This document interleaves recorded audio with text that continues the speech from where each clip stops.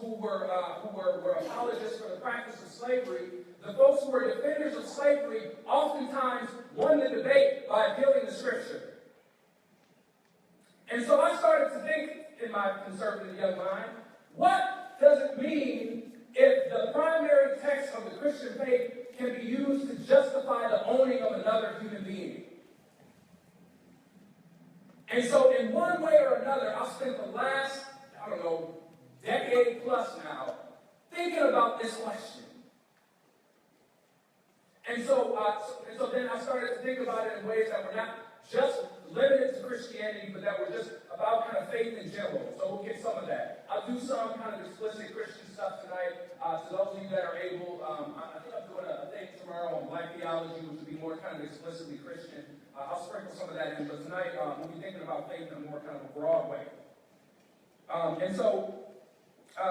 To start, I'm going to talk about race, the idea of race. That'll be my starting point. And then we'll get into law enforcement. Are there some law enforcement folks here? I was told there would be. Law enforcement folks? Yes. All right, good. Awesome. There's one brave man in the back. Standing close to the exit. Please don't leave. We need you here. Seriously.